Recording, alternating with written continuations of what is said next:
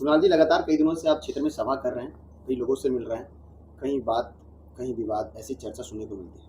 नहीं, विवाद तो सदन में विवाद तो एक दिन ही हुआ था नरगोगी मठ के पास, जो माननीय मंत्री के कुछ गुंडे थे उनके द्वारा किया गया था।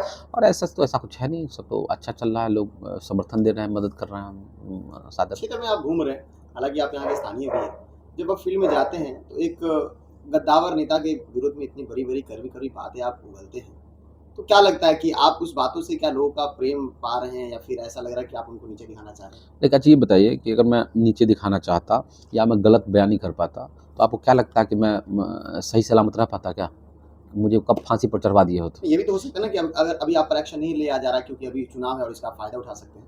क्या फ़ायदा? अब ये बताइए कि अगर मैं कहता हूँ कि आपने ज़मीन केवाला कराया है, मैं कागज़ लेकर जाता हूँ, तो उस कागज़ का वेरीफ़ाई तो ऐसे भी हो सकता है, समस्तीपुर में रजिस्ट्री हुआ है, आप जाके वहाँ चेक कर लीजिए।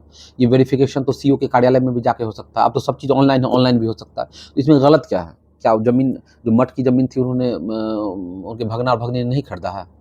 और क्या मेडिकल नरघोगी मेडिकल कॉलेज में इमरजेंसी सेवा क्या बहाल है? क्या उसमें जो 1100 रिक्त पद है, हिंदुस्तान अखबार का रिपोर्ट है, क्या इसको खारिज कर सकते हैं? तो गलत क्या है? तो मठ की ज़मीन की जो आप बात कर रहे हैं, लगातार जिस ज़मीन को लेकर आप चर्चा कर रहे हैं, वो ज़मीन तो ज़रूर वो पैसा देके खरीदे होंगे, या फिर और भी तो बड़े पदाधिकारी होंगे, बड़े अफ़सर होंगे, जो इसमें इन्वॉल्व होंगे। वो तो मैं ऐसे नहीं वो मैं ज़मीन गए और हड़प लिए। मेरा इसमें यही सवाल है कि उसी खाता खेसरा का ज़मीन और उसी तरीके का ज़मीन कुछ दिनों पहले एक तांती पान समाज का व्यक्ति ने खरीदा था, जिसका दाखिल खारिज रिजेक्ट कर दिया गया सीओ के द्वारा, यह कहते हुए कि नहीं विवादित ज़मीन है या मठ की ज़मीन, इसको हम दाखिल खारिज नहीं कर सकते हैं। लेकिन जब वही ज़मीन, उसी खाते खेसरे की ज़मीन, उसी तरह का ज़मीन जब खरीदा जाता है, तो उसका एक्सेप्ट कर लिया जाता है, क्योंकि वो अम्बुदी विशाल और श्रेया के नाम से ज़मीन था। तो इसमें अगर दाल में कुछ काला नहीं था, तो अगर पान तांती समाज का व्यक्ति था, उसका भी अगर दाखिल खारिज हो जाता तो मान लेते कि भाई सही था, तो उसका रिजेक्ट क्यों किया गया और इनका एक्सेप्ट क्यों किया गया बिना किसी प्रभाव के? आज बिहार में कौन नहीं जानता है कि अंचल में दाखिल खारिज में क्या खेल होता है? तो बिना किसी खेल के इनका एक्सेप्ट कर लिया जाता है और उसका रिजेक्ट कर लिया जाता है। आखिर क्या वजह क्या है? ये बात तो माननीय मंत्री को आके जवाब देना चाहिए कि हाँ भाई, वो मठ की ज़मीन नहीं थी, इसमें तो कोई हर्जा नहीं है, ये तो हो सकता है। या वो कह सकते हैं कि इस दाखिल खारिज में कोई अनियमितता नहीं है, ये भी वो कह सकते हैं। ये या उस पान ताती समाज का ज़मीन दूसरा ज़मीन था इसलिए उसका नहीं हुआ, ये इस तरह का ज़मीन इसलिए हो गया। चलिए, आपको अभी उन पर लगातार आपका जो ढाँचा है, आरोप है, वो तो लगता रहेगा। लेकिन दूसरी ओर देखा जाता है कि आप बरौना के निवासी हैं, बरौना पंचायत के आप एक जनप्रतिनिधि भी हैं। लेकिन बरौना में देखा जा रहा है कि सड़क की जो स्थितियाँ हैं, नाली नहीं है और हमेशा पानी जमी रहती है। आपके घर के निकटतम वाले क्षेत्रों में भी ऐसी स्थिति है। देखिए क्या होता है कि सड़क का कई श्रेणी होता है। एक सड़क होता है जो एनएच होता है, एक एसएच होता है, एक आरडब्ल्यूडी का होता है, एक पंचायत का होता है, एक जिला परिषद का होता है और एक पंचायत समिति का होता है। तो जो इस सड़क पर पानी की आप बात कर रहे हैं वो आरडब्ल्यूडी की सड़क है। अगर वहाँ हम नाला बनाने के लिए भी जाएंगे, जिसका अगर चाहिएगा तो मेरे से पत्र ले लीजिएगा, हमने पत्र दिया हुआ है। अगर नाला भी बनाने के लिए जाएंगे तो बिना आरडब्ल्यूडी के परमिशन के नाला नहीं बन सकता है। तो सवाल है कि जो हमारा अधिकार क्षेत्र नहीं है, वहाँ हम चाह के भी कुछ नहीं कर पाते हैं। अब एनएच में अगर हमको कोई गड्ढा करना पड़ेगा या एनएच को तोड़ना पड़ेगा, तो इसको एनएचआई से हमको परमिशन लेना पड़ेगा। इसी तरह अगर आरडब्ल्यूडी में अगर कोई हम काम करते हैं तो आरडब्ल्यूडी से हमें परमिशन लेना पड़ता है। तो ये समस्या है, जहाँ पानी का जल जमाव दिख रहा है वो आरडब्ल्यूडी की सड़क है। और सिर्फ एक जगह नहीं, हम आपको दर्जनों जगह कह देते हैं पूरे सराय रंजन में, ये आम समस्या है। और इसको जब तक एक बड़े विजन में जाकर नहीं सॉल्व किया जाएगा तो ये मुश्किल है सॉल्व होना।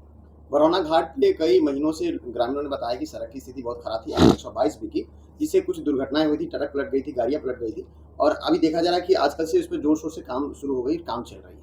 लोग कह रहे हैं कि विधायक जी का या देन है या मंत्री जी का देन है कि लगातार बरौना वासियों को या फिर विद्यापति नगर क्षेत्र वासियों को NH 122 बी का सौगात मिला है। तो मतलब आप ये कहना चाहते हैं कि एनएच 122 भी माननीय गृह राज्य मंत्री नित्यानंद राय जी ने नहीं दिलवाया है, विजय कुमार चौधरी ने दिलवाया है? ग्रामीणों ने ये बात हाँ, कहा। तो ये ग्रामीण का यही कहना है ना कि ये गिरिराज सिंह या नित्यानंद राय या गडकरी जी की कोई भूमिका नहीं है, माननीय मंत्री जी की भूमिका है, यही बात है ना? जी, लेकिन अभी तो काम तो हो रहा है 2 दिन से। तो 2 दिन फिर देखिए गलत, 2 दिन से काम हो रहा है या मुझे लगता है 3-4 साल से काम हो रहा है इसमें एनएच में, 3 साल से तो ज़रूर काम हो रहा है, ये तो 2 दिन से काम नहीं हो रहा है। हाँ, ये है कि इतना दूर जो छोड़ा गया था वो क्यों छोड़ा गया है, क्यों नहीं काम हो रहा था, ये एक सवाल है कि आखिर बढ़ौना में ही मेरे घर के आस-पास ही क्यों छोड़ा गया था? सवाल ये है। अधिक्रमण किया हुआ जमीन है, नहीं छोड़ा जा रहा अच्छा, है। तो वो अतिक्रमण कौन छुड़वाएगा? हम छुड़वाएँगे, आप कौन छुड़वाएगा? पूरे जो मुरली टोल से लेके और महनार तक बन रहा है, इसमें कहीं इस तरह की समस्या नहीं आई। मेरे घर के आस-पास क्यों समस्या आ रही है? आखिर क्यों नहीं? क्या इसलिए इसको नहीं बनवाया जा रहा था कि कुणाल का यहाँ घर है इसलिए नहीं बनवाया जाए, कुणाल की गाड़ी जाएगी इसलिए नहीं बनवाया जाए? हमको तो लगता है कि जिसमें माननीय मंत्री की कोई भूमिका नहीं है। अब कहने के लिए तो वो या उनके जो पनडुब्बा हैं वो कहते हैं कि जो सारे इंजन के लोग ऑक्सीजन भी सांस भी लेते हैं, वो माननीय मंत्री की उसमें भूमिका है और माननीय मंत्री का एहसान है। तो ऐसे लोगों के बारे में क्या कहना है इसमें, तो कुछ मैं तो उन लोगों को कहता हूँ कि 5 लाख और 10 लाख का ठेकेदारी दे के आपको पनडुब्बा बना रहे हैं और खुद वो माल 500 और 600 करोड़ लूट रहे हैं, उसमें हिस्सेदारी लीजिए ना। काहे 5-10 लाख रुपया में हिस्सेदारी लेके आप पनडुब्बा घोषित होता है। यहाँ पे आप जैसे बोले कि सड़क का जो है अतिक्रमण नहीं कराया जा रहा है। मैंने नहीं बोला अतिक्रमण, मैंने कहाँ बोला, आपने बोला कि अतिक्रमण है, हो सकता हाँ। है, लेकिन ऐसा तो कुछ नहीं है, मुझे तो तो ये अतिक्रमण कहीं नहीं पूरी तरह दिखाई से देता। संपन्न यहाँ पे क्यों नहीं हो रहा? क्योंकि यहाँ पर आपका आवास है इसीलिए आप यह कह रहे अब हैं। नहीं, मैं कुछ कह ही नहीं रहा हूँ, आपने सवाल उठाया जी। कि यहाँ सड़क ऐसे क्यों है, तो मैंने ये कहा कि मुझे भी समझ में नहीं आ रहा है कि पूरा बना और मेरे घर के आसपास ही 100-200 मीटर में सड़क नहीं बनी है, जानकारी आपको जहाँ नहीं एक्सीडेंट हो, मालूम है, देख रहे रोज एक्सीडेंट हो रहा है, मेरी गाड़ी जाती है, हम फंस जाते हैं, दूसरे रास्ते से निकलना पड़ता है, वो तो सर्वविदित है, सब लोग देख रहे हैं, सब लोग जान रहे हैं। तो ये तो जहन में, मेरे भी जहन में ना, आखिर क्यों कोई अतिक्रमण नहीं है, बिल्कुल क्रिस्टल क्लियर वहाँ रोड है, कौन अतिक्रमण, रोड पे कौन अतिक्रमण करने के लिए जाएगा, साफ है, कहीं अतिक्रमण नहीं है। अब अतिक्रमण रहता तो अभी क्यों बन रहा है रोड, अगर अतिक्रमण रहता तो अभी क्यों बन रहा है रोड, अभी तो बनना शुरू हो गया, जी। तो इसका मतलब अतिक्रमण नहीं था, तो क्यों इतने दिन से क्यों नहीं बनाया जा रहा अभी था। बताया जा रहा है कि पूरी चौड़ीकरण नहीं हुई है, वो आधी सड़क ही निर्माण कार्य जारी तो है। ये आधी सड़क तो पूर्व में भी करवाया जा सकता था ना, तो क्यों नहीं करवाया गया। अगर मान लीजिए कि सब जगह अतिक्रमण है, आधा में अतिक्रमण नहीं था, तो जो काम आज किया जा रहा है, ये काम 2 महीना, 6 महीना, 8 महीना, 2 साल पहले भी करवाया जा सकता था, तो एक्सीडेंट नहीं होता, किसी को परेशानी नहीं होती, तो क्यों नहीं किया गया। सर जनसुराज प्रशांत किशोर जी का जो विकास का जो उनका मेन मैनिफेस्टो है, उसी तरह से हम आपको भी सर रंजन विधानसभा क्षेत्र की जनता के लिए आपका वो कुछ मिलता जुलता है इसमें क्या, जैसे क्या मिलता जुलता है सारा में? विकास करके लेकर के जिस तरह से उनका मैनिफेस्टो। तो मैंने तो मैनिफेस्टो जारी नहीं किया है, मैंने तो कोई मैनिफेस्टो जारी नहीं किया है अभी। आप जिस विचारधारा से क्षेत्र में जा रहे हैं, उस विचारधारा को ऐसा लग रहा है कि आप प्रशांत किशोर की विचारधारा को कॉपी करके चल रहे हैं या फिर उनकी विचारधारा पर चल के लोगों के पास जा रहे हैं।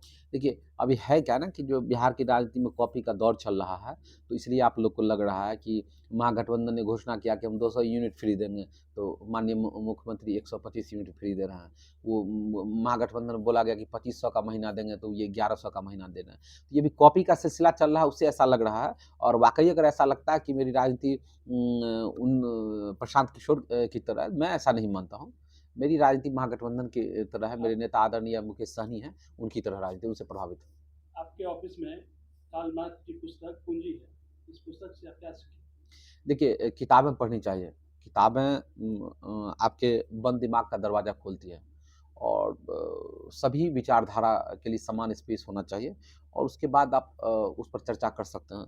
तो कार्ल मार्क्स का की अपनी विचारधारा थी, और वो भी समाज के लिए ज़रूरी था, और भी विचारधाराएँ हैं, तो सभी तरह की विचारधाराएँ हैं। मैं किताब पढ़ने का शौकीन हूँ, इसलिए मेरे लाइब्रेरी में है, मैं पढ़ता हूँ। उनकी एक बड़ी अच्छा दुनिया में मजदूरों का इनके सेशन किस रूप में? देखिए, कोई भी कथन या विचारधारा है, वो एक समाज विशेष और समय विशेष के लिए ज़्यादा प्रासंगिक होता है। हर समय में उसकी प्रासंगिकता होती है, लेकिन एक खास समय में उसकी प्रासंगिकता ज़्यादा होती है और ज़्यादा उपयोगी होता है। तो अभी भारतीय समाज के संदर्भ में और 2025 में मुझे बहुत ज़्यादा नहीं लगता कि प्रासंगिक है, और जब उनका दौर था तो ज़रूर प्रासंगिक था, तभी कार्ल मार्क्स इतने बड़े विचारक हुए। भारत माता ग्राम वासिनी, आप गाँव में घूम रहे हैं, गाँव में आर्थिक विषमता में आप क्या देख रहे हैं? गाँव में नहीं, आर्थिक विषमता तो पूरे भारत में है, और पूरे भारत का जो डेवलपमेंट है, जो जीडीपी में आप देख रहे हैं कि जो तेज़ी से नहीं बढ़ रहा है, इसकी वजह यही है कि विकास में असमानता और पूँजी का जो बँटवारा है उसमें असमानता। जो अमीर व्यक्ति है वो लगातार तेज़ी से अमीर हो रहा है, लेकिन जो समाज के निचले पायदान पर बैठा व्यक्ति है, वो या तो वहीं है या वो और नीचे जा रहा है। तो ये विकास के मॉडल की विसंगति है। जो वर्तमान विकास का मॉडल है, उसकी विसंगति है, और इस पर सत्ता पक्ष को सोचने और मंथन करने की आवश्यकता है।